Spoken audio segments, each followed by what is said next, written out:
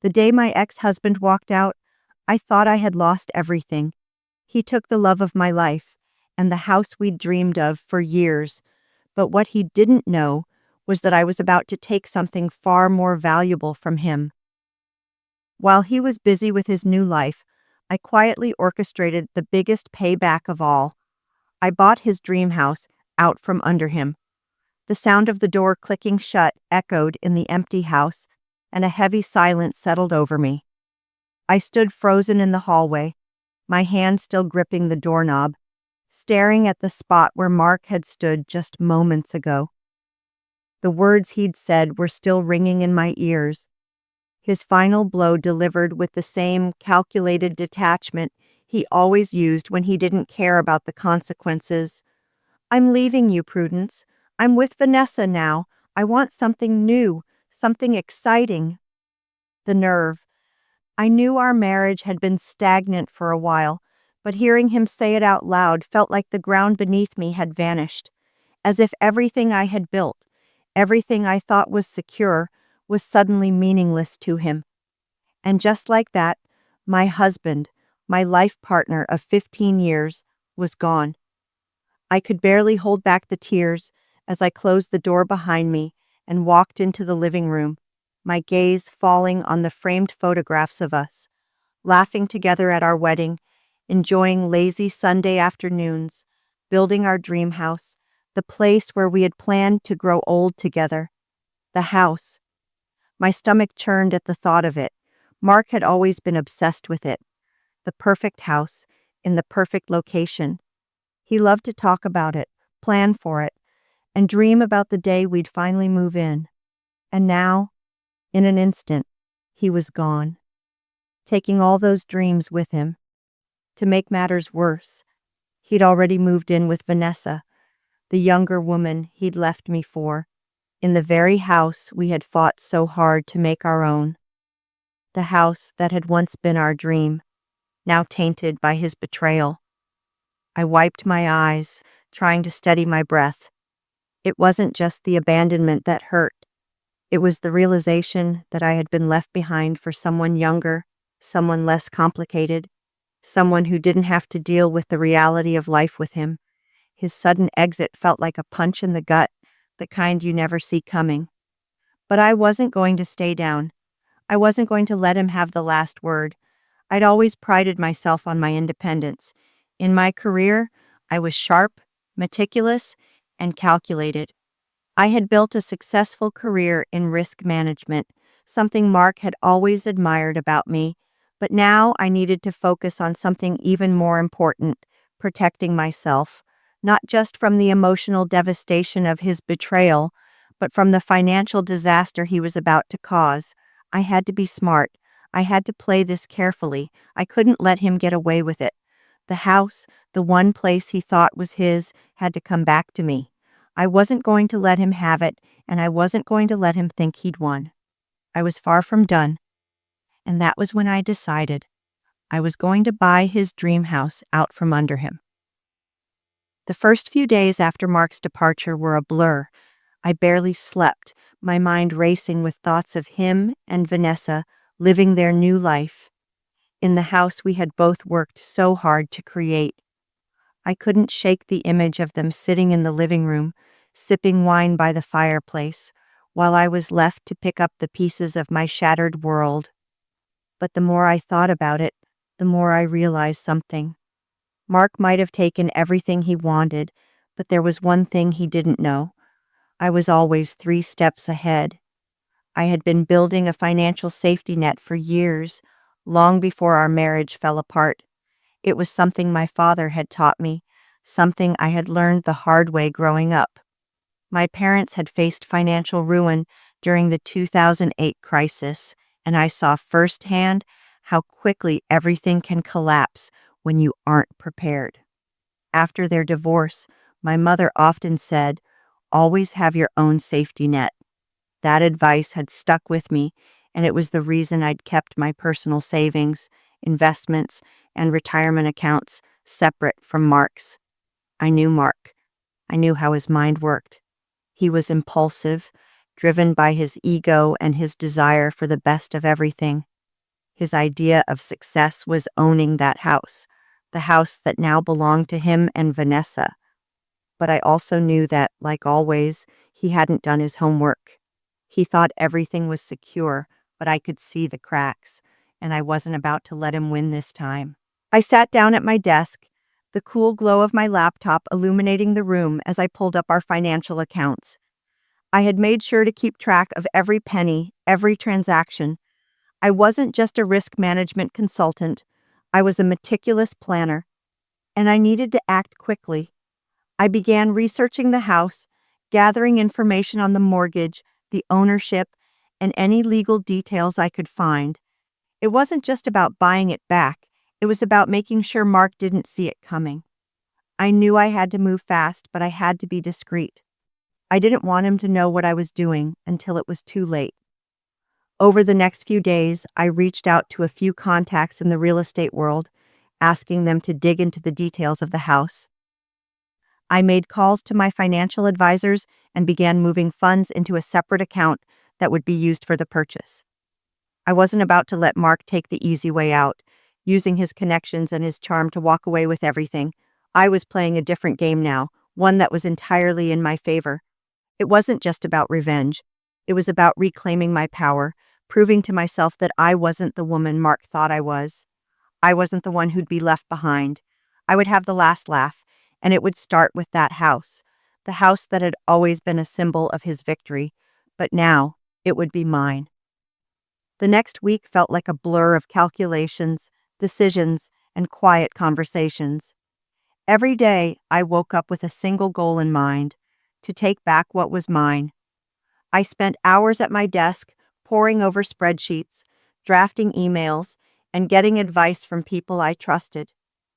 The more I worked, the more my plan began to take shape, and I could feel a sense of control slowly returning to me. Mark had always been the one to handle most of the big decisions in our life, but I wasn't about to let him hold that power anymore. I knew the ins and outs of our finances better than anyone. My professional instincts had been honed by years of working in risk management, and now they were guiding me through a very personal crisis. I had to be careful. This was not just a financial transaction. It was a chance to reclaim what was rightfully mine, to prove that I could outsmart him, even after everything he'd done.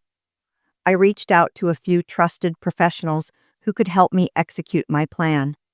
Diane Blackwood, a forensic accountant I'd worked with on several cases, was the first person I called. She understood the ins and outs of financial deception, and I knew her expertise would be invaluable. "You're thinking about buying the house, right?" she asked when I explained the situation. I could hear the understanding in her voice. "You're not just looking for revenge, Prudence. You're looking to reclaim control. We'll do this carefully. The last thing you want is to make a move he can't predict." Her advice was exactly what I needed to hear. She helped me set up a system to track every move Mark made, every account he accessed, and every detail of the house's ownership. I'd already arranged for a full audit of our joint accounts, making sure I kept a close eye on any suspicious transactions. But it was more than that. It was about getting inside Mark's head, anticipating what he might do next. The real key, however, was my contact in the real estate world.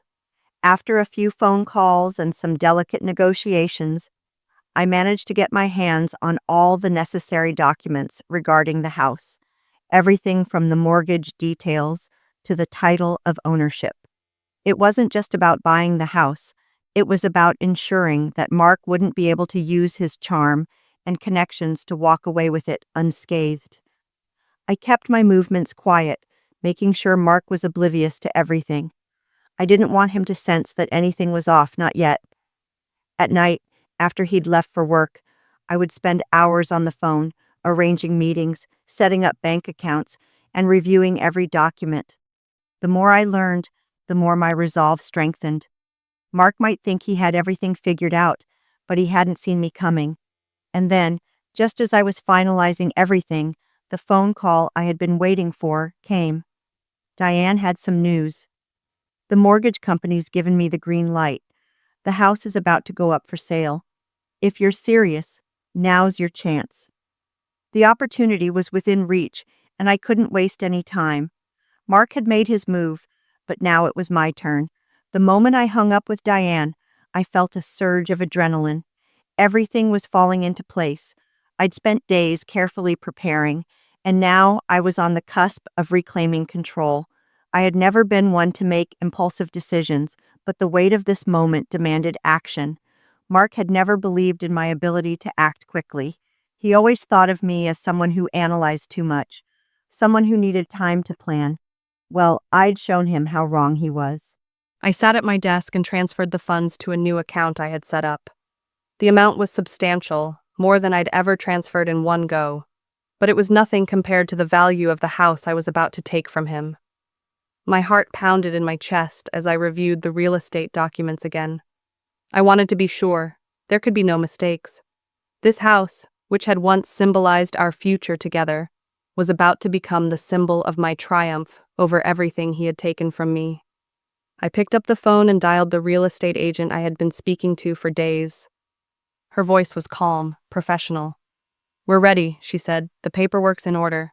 I'll notify the seller that the offer's coming through." It was a strange feeling, watching my plan take shape, almost as though I was watching someone else's life unfold. This wasn't just about money. It was about what this house represented. To Mark, it was a trophy, a validation of his choices.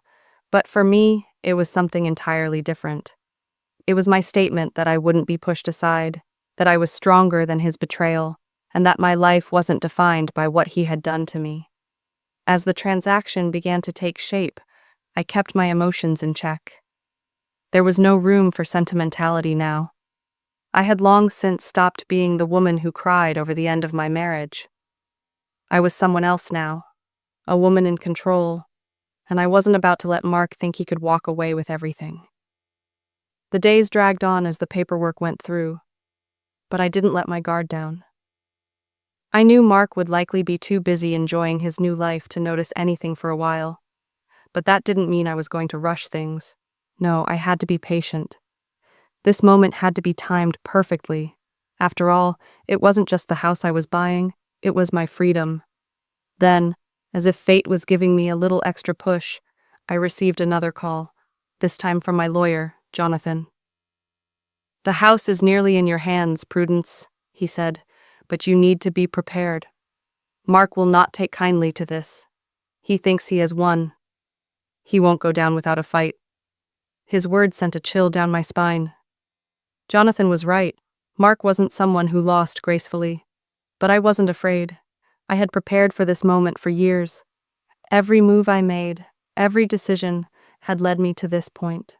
The fight wasn't over, but I was ready for whatever came next. As the days passed, I could feel the weight of what I was doing settling in. The house was almost mine, but I couldn't shake the nagging sense of unease. Mark hadn't made any big moves yet. He was too busy with Vanessa and their new life to even think about what was going on behind the scenes. Still, I knew he would eventually find out, and when he did, there would be consequences. The idea of confronting him, of seeing the shock on his face when he realized what I had done, was both terrifying and exhilarating. I spent more time preparing. Every night after work, I would sit in the quiet of my office, reviewing the documents, making sure everything was in order. The last thing I wanted was for Mark to find a loophole or a mistake that could undo everything I'd worked for. My resolve was ironclad, but I had to be strategic. He had always underestimated me, assuming that I was too cautious, too careful. But now, I had the upper hand. I knew I had to stay calm, even though the emotions inside me were a storm of anger, betrayal, and sadness. I kept reminding myself that this wasn't just about getting revenge, it was about my own sense of justice, my need to take back control. Mark had taken everything from me, or so he thought, but he didn't know what I was capable of. I wasn't going to let him have the last laugh. He wasn't going to get away with leaving me for someone younger, for someone who represented everything he thought he wanted. I had learned my lesson years ago, and now it was time to show him exactly how wrong he was. The more I thought about it, the more I realized how much had changed. I was no longer the woman who had blindly followed Mark's lead, the woman who had put her dreams on hold to support his. I had grown, evolved, and now I was standing on my own, stronger than I had ever been. He had underestimated me, and now it was time to prove just how powerful I could be when I was fighting for something that mattered. Then, the call came. Diane, always efficient and direct, informed me that the sale had gone through. The house was officially mine. For a moment, I felt a rush of triumph. It was over. I had won. I had taken the house, the symbol of Mark's selfishness and greed, and turned it into my own victory. But as I sat back in my chair, a part of me hesitated. What now? How would Mark react? What would happen when he found out? I knew the storm was coming. I wasn't ready for the confrontation, but I couldn't avoid it. The house had been the final piece of my plan, but now the real test would begin. I had already taken the first step in reclaiming my life, but the journey was far from over. It was a few days after the sale went through that I saw the first sign of trouble. I had been so focused on the details of the transaction that I hadn't considered how Mark would react once he found out. I had already moved on, made peace with the idea that the house was no longer his. But the moment I received an email from his lawyer, my stomach dropped. The email was short but direct. We are formally notifying you that Mark intends to contest the sale of the property. He believes he is entitled to the house and we will be pursuing legal action. The words hit me harder than I expected. The audacity, the entitlement, it was typical Mark. He thought the world owed him everything, and now he was trying to use his connections and his charm to take what was mine. It was time to prepare for a fight. But this time, it wouldn't be like any of the battles we'd fought in the past. This wasn't about winning an argument. It was about securing my future, my independence. I stared at the email for a long moment before closing it and taking a deep breath. I had anticipated this, but it still stung. Mark had never been good at losing gracefully.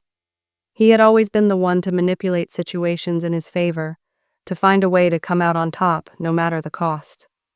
But this time, it was different. I wasn't going to let him have the upper hand. I immediately called Jonathan, my lawyer, to discuss the next steps. "This is exactly what I was expecting," he said, his voice calm and confident. "Mark won't go down without a fight, but we have everything in place. Your case is solid. He has no legal claim to the house." Despite Jonathan's assurances, I knew Mark would fight dirty. I had to be ready. This wasn't just about the house. It was about showing Mark that I was no longer the woman who let him walk all over her. I wasn't the one who would sit quietly in the background and let him take everything. No. I was in control now, and I wasn't going to back down. For the first time in weeks, I felt the anxiety start to fade. The battle was about to begin, and I was ready. I had learned how to handle pressure, how to navigate difficult situations without losing my composure. Mark wouldn't break me this time. The days leading up to the confrontation felt like a slow march toward inevitable chaos. Mark's legal team was relentless, bombarding me with paperwork and threats. They claimed that the sale was invalid, citing that Mark had been the primary earner and had contributed more to the house than I had. It was the same old argument, the same tired narrative he had always spun to make himself look like the victim. But I wasn't buying it. I had lived with Mark for 15 years, and I knew how he worked. I wasn't about to let his words shake me now. Despite the mounting pressure, I stayed calm. I continued to meet with Jonathan, going over every detail, every possible angle Mark could use to try and worm his way back into the house. Every time I left Jonathan's office, I felt more confident. It wasn't just the legal battle that was at stake now, it was my peace of mind, my ability to move on and take back control of my life. I wasn't going to let Mark drag me back into the mess he had created. Then, the call came. It was from Mark, and the sound of his voice made my skin crawl. "I want to talk," he said, his tone a mix of arrogance and desperation. "I think we need to settle this, Prudence. I'm not going to let you take everything without a fight. That house is mine, and I'm not walking away from it." I could feel my blood begin to boil, but I kept my voice steady. "You don't have a claim to it, Mark," I said. the words coming out sharper than I intended. I've already secured it. It's mine now, and nothing you do can change that. He was silent for a moment, and then I heard him sigh, as if he was conceding defeat. But then his voice turned cold, the threat clear. We'll see about that, Prudence. You think you've won? Just wait until the court hears my side of the story. I'm not done with this yet. I hung up without saying another word, my heart pounding in my chest. It was clear that Mark wouldn't go down easily, but I was no longer afraid of him. He had underestimated me, just like he always had. Now I was about to show him what it truly meant to mess with me. The final confrontation was coming, and when it came, I would be ready. The days that followed Mark's call were filled with tension, but I kept my focus sharp. I wasn't going to let him distract me from the plan I had carefully laid out. Every document, every detail had been prepared for this moment. Mark's threats didn't rattle me. They only reinforced my resolve. I was done being the woman who let things slide, who stood by while others took what was mine. This time, I was going to stand tall and fight back. I continued with my daily routine, appearing calm and collected, while beneath the surface, I was preparing for the final showdown. Diane had been a constant source of support, keeping me grounded while we reviewed the case again and again. She was certain that Mark had no leg to stand on, but I knew it wasn't going to be easy. Mark's ego wouldn't let him accept defeat gracefully. He would try to drag this out for as long as possible, hoping that I would break. But I wasn't about to give him that satisfaction. The final court date loomed closer, and I found myself bracing for the inevitable confrontation. Mark had hired a powerful attorney, someone with a reputation for winning at all costs. But I wasn't intimidated. I had the truth on my side. I had prepared every angle, covered every base. This wasn't about who had the better lawyer or the more persuasive argument. It was about what was rightfully mine. When the day of the hearing arrived, I felt calm, almost detached.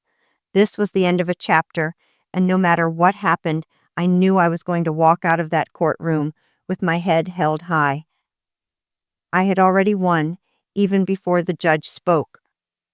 The courtroom was tense, the air thick with the weight of years of deceit. Mark sat across from me, his eyes darting back and forth between his attorney and me, trying to project an air of confidence. But I saw it, the flicker of uncertainty that he couldn't hide. He had underestimated me, and now, as the evidence piled up against him, it was clear that he had no case. Jonathan and Diane had prepared everything meticulously. They had the bank statements, the mortgage documents, the recordings of Mark's earlier attempts to claim the house, all laid out in perfect order. It was a beautiful execution of strategy, and Mark could do nothing but sit there, fuming. His lawyer tried to argue that he had the right to the house, that he had invested more than I had, but it was futile. Every word they spoke was met with counter-evidence. The final blow came when Jonathan presented the most damning piece of evidence, the proof that Mark had, in fact, used my personal financial information without permission to try to make the house his. The room fell silent as the weight of the revelation sunk in. Mark's face turned pale as he realized that everything he had fought for was slipping through his fingers. The judge ruled in my favor, granting me full ownership of the house and rejecting Mark's claims. The gavel came down with a finality that made my heart race. It was over. Mark had lost, and I had won. Walking out of that courtroom, I felt lighter than I had in months. The weight of Mark's betrayal, the stress of the battle, all of it seemed to lift from my shoulders in an instant. I had fought for what was mine, and now I was free to move on with my life. I had taken back control, and I was no longer defined by the woman who had been left behind. I was my own person now, stronger and more self-assured than ever before. I didn't need the house to feel victorious. It was just a symbol of what I had already accomplished. I had reclaimed my life, my independence, and my peace of mind. Mark's lies and deceit no longer had any power over me. I didn't care what he did next or whether he ever realized the depth of his mistake. I had won, not because of the house, but because I had learned how to protect myself, to trust my instincts, and to never settle for less than I deserved. As I stood outside the courthouse, I took a deep breath and looked up at the sky. The world felt wide open, full of possibilities. This was my chance for a fresh start, to build a future that was all my own. And for the first time in a long time, I knew exactly where I was headed. I smiled to myself, knowing that the best was yet to come.